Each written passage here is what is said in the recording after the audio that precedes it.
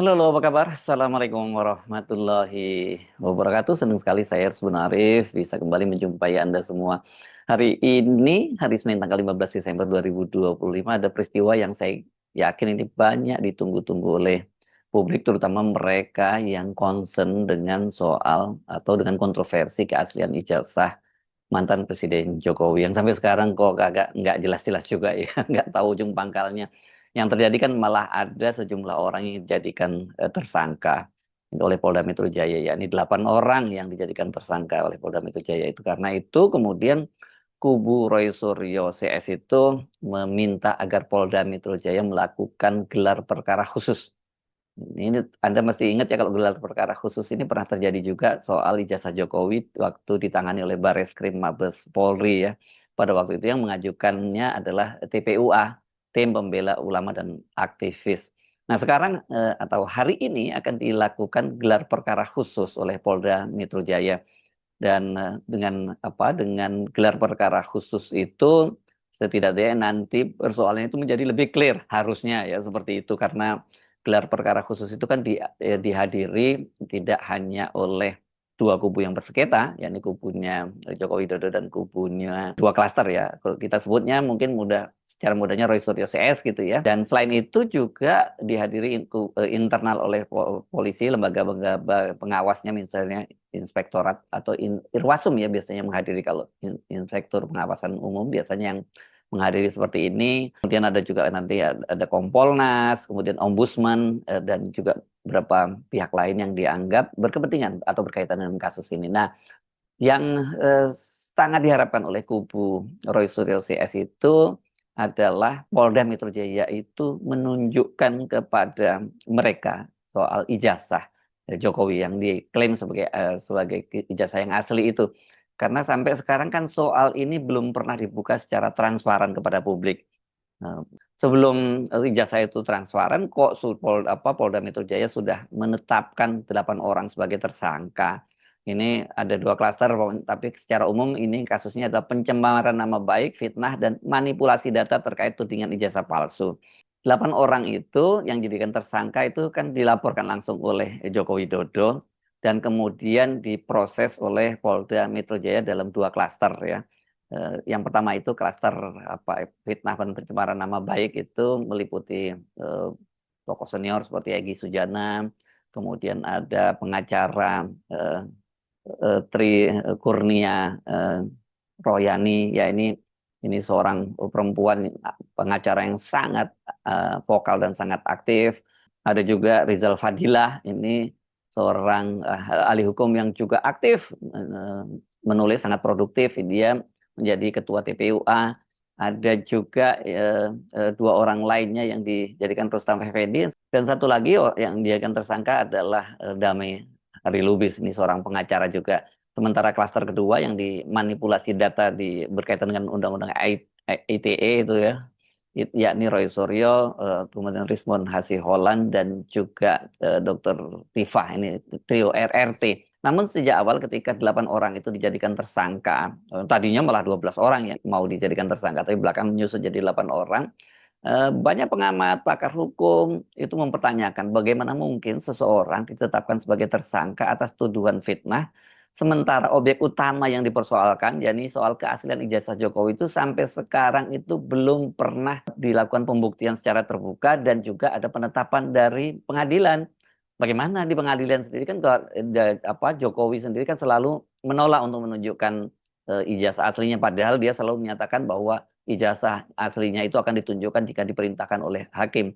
Tapi ketika berlangsung gugatan oleh TIPU UGM di Pengadilan Negeri Surakarta, Jokowi kan menolak ketika dimediasi untuk menunjukkan ijazah aslinya.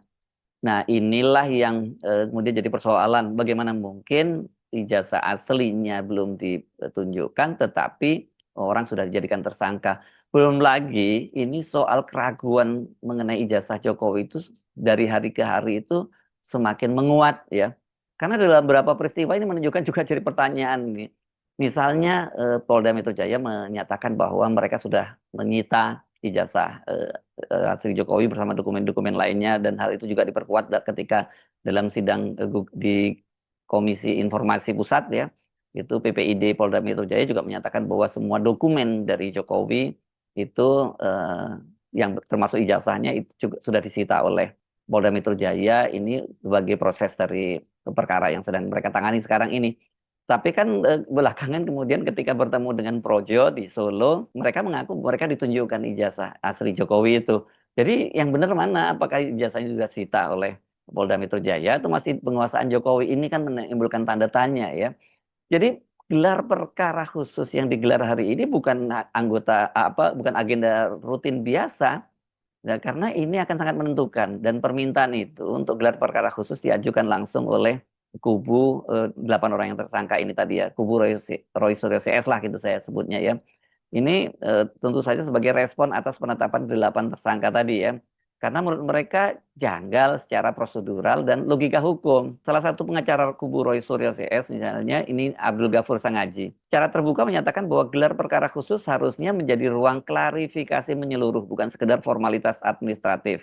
Karena kata dia, gelar perkara khusus itu yang dia ditanyanya kemarin, jadi dia menjawabnya besok artinya hari ini ya ya betul-betul menjadi kesempatan yang baik bagi tersangka, bagi penyidik untuk kemudian kita mendiskusikan secara lebih detail dan mendalam terkait dasar adanya penetapan tersangka terhadap 8 orang itu termasuk Roy Suryo CS. Sehingga tidak ada lagi tanda tanya, kata Abdul Ghafur Sangaji. Pernyataan Abdul Ghafur Sangaji ini menegaskan bahwa inti keberatan kubu tersangka bukan semata soal status hukum mereka yang menjadi tersangka, melainkan ini ya fondasi logis dari penyelidikan itu sendiri. Sekali lagi saya tadi menyinggung soal adanya pertanyaan dari banyak pengamat.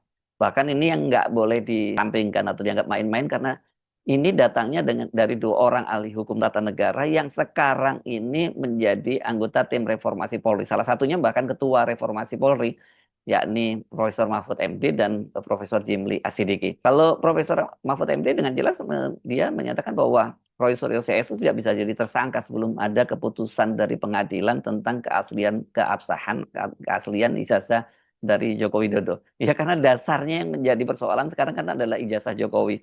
Sementara kalau penyebabnya yang menjadi dasar dipersoalkan dan kemudian menjadikan mereka tersangka itu adalah soal ijazah, sementara ijazah yang sampai sekarang belum ada kepastian asli atau tidaknya, bagaimana mungkin mereka ini dijadikan tersangka. Sementara kalau Profesor Jimli Asidiki yang sekarang menjadi ketua Komisi Percepatan Reformasi Polri, dia menyatakan bahwa ini sebenarnya bukan ranah pidana. Nanti kata dia berbahaya kalau setiap orang mempertanyakan keaslian ijazah seorang tokoh publik dan kemudian ujungnya dipidanakan. Harusnya kasus ini jadi ranahnya pengadilan tata usaha negara. Jadi nggak main-main dia karena yang menyampaikan itu 2 tokoh, salah satunya bahkan menjadi ketua tim Komisi Percepatan Reformasi Polri. Nggak bisa diabaikan oleh Polda Metro Jaya. Jadi iya tentu saja kita berharap agar kasus yang terjadi di Bareskrim pada waktu itu ketika TPUA mengadukan soal ijazah Jokowi dan kemudian dinyatakan ijazahnya Jokowi itu asli kan kemudian diminta gelar perkara khusus.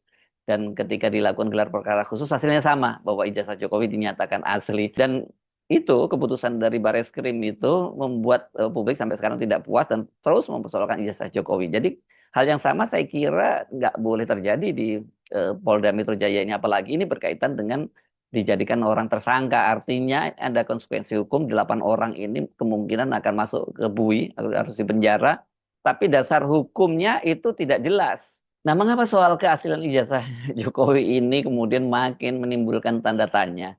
Karena sesungguhnya kan Polda Metro Jaya sendiri sebenarnya telah mengkonfirmasi bahwa ijazah Jokowi, tapi bukan menyatakan ijazah asli ya. Ijazah Jokowi itu berada dalam penguasaan mereka.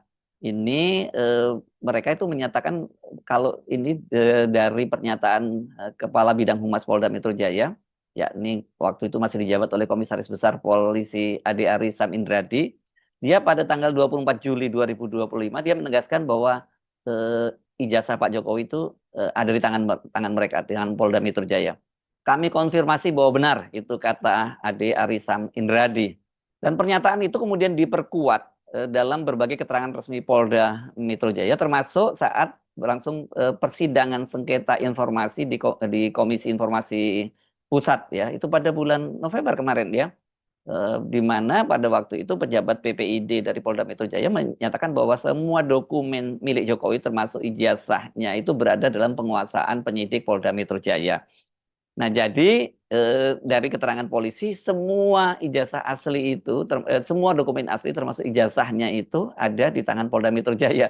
Nah, kemudian menjadi pertanyaan menarik, yang ini juga pernah dipertanyakan oleh Roy Suryo, kenapa pada saat Joko Widodo itu menerima relawan Projo pada 24 November 2025, itu Budi Ari itu menyatakan bahwa mereka itu oleh Jokowi ditunjukkan ijazah aslinya. Ya, jadi Jokowi menunjukkan ijazah asli dari UGM. Jadi yang benar mana kalau sejak bulan Juli sudah ada di tangan penyidik Polda Metro Jaya, tapi pada tanggal 24 Oktober 2025 ditunjukkan kepada relawan Projo. Jadi bagaimana mungkin ada dokumen yang sama-sama diklaim asli ditunjukkan kepada pihak lain di luar proses hukum. Itulah publik dihadapkan pada dua kemungkinan yang menurut saya sama-sama problematik ini ya. Pertama, ijazah asli memang tidak sepenuhnya berada dalam penguasaan Polda, sehingga pernyataan kepolisian patut dipertanyakan, gitu ya, kan? Ya, karena Pak Jokowi yang menyebabkannya itu ya. Kedua, ada lebih dari satu dokumen yang diklaim sebagai ijazah asli, yang tentu saja ini akan membuka persoalan hukum yang jauh lebih serius. Kontradiksi inilah yang membuat gelar perkara khusus hari ini menjadi sangat krusial, sangat penting dan sekaligus sangat krusial.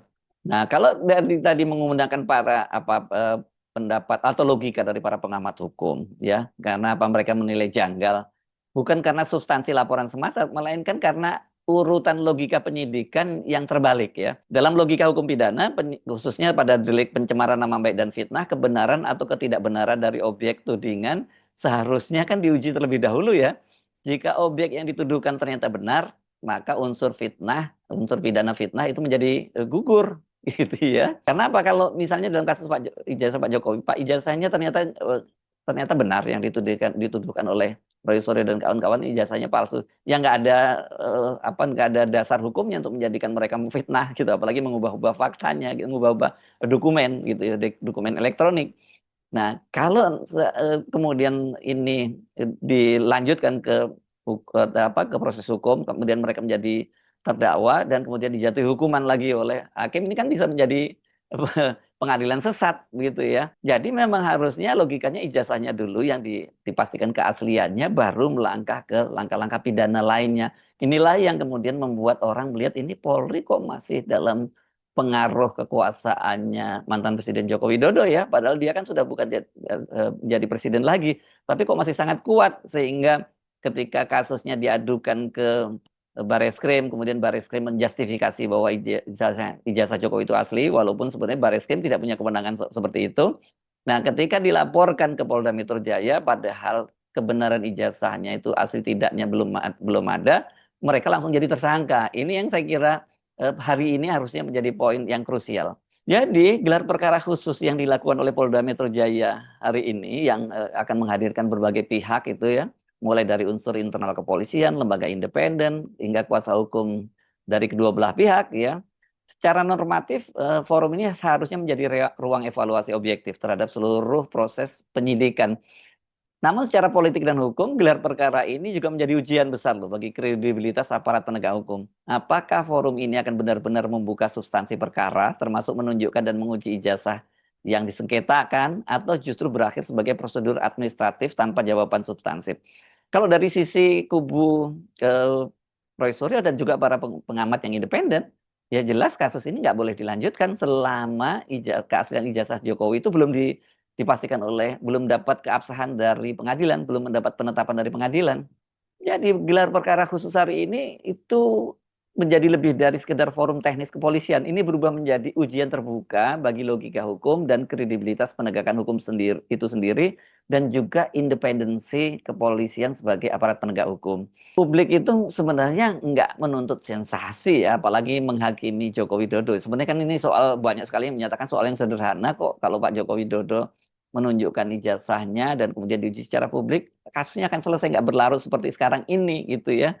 Jadi yang diminta sederhana, kejelasan jika ijazah Jokowi itu memang asli dan telah berada di tangan penyidik sejak Juli 2025, bahkan ditegaskan kembali dalam sidang di Komisi Informasi Pusat, maka menunjukkan dan mengujinya secara terbuka justru akan mengakhiri polemik yang terkunjung padam ini. Yang sekarang justru malah menjadi ribet ini adalah kontradiksi dari keberadaan ijazah itu.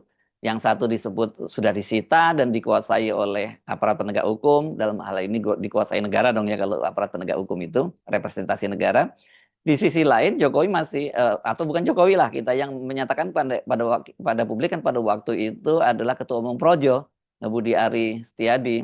Nah, mereka mengklaim mereka ditunjukkan oleh Jokowi ijazah aslinya.